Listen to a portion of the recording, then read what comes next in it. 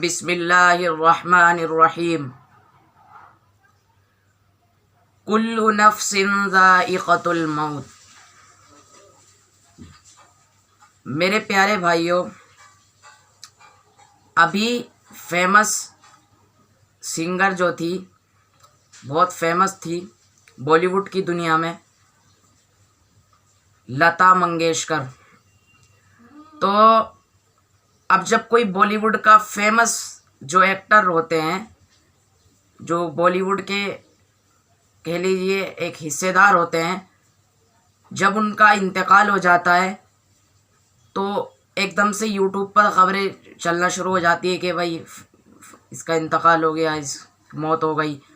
تو یوٹیوب پر جو یہ فیمس آدمی ہوتے ہیں، ان کی جو ہے انتقال کی خبریں خوب چل جاتی ہے۔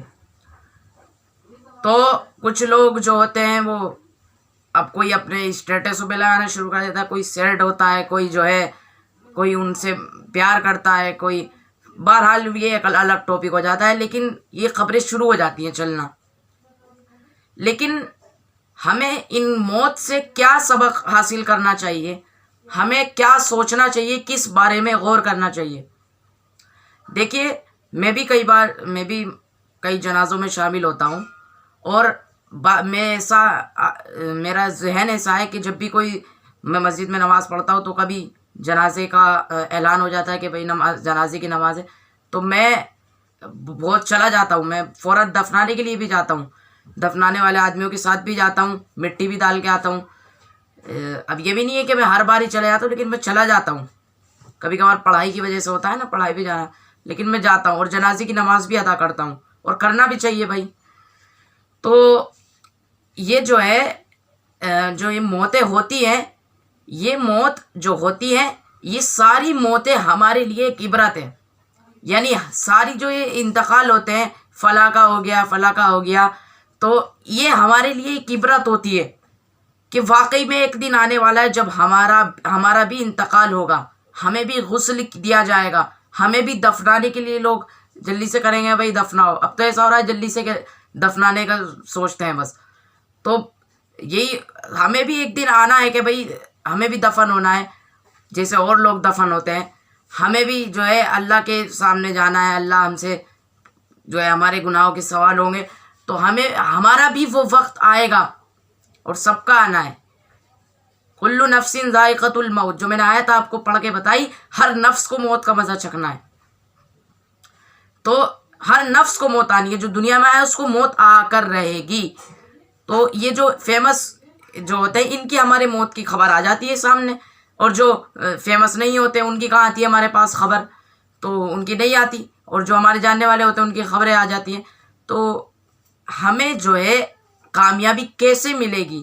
موت کے بعد کی جو زندگی ہے، ایک ساری جو بہت بڑے طبقے ایسے ہیں جو منع کرتے ہیں موت کے بعد کچھ نہیں ہوگا، مریں گے ختم ہو جائیں گے، سائنس کہتی ہے مریں گے ختم ہو جائیں گے۔ تو بھائی یہ ان کا کام ہے جو ایمان نہیں لائے۔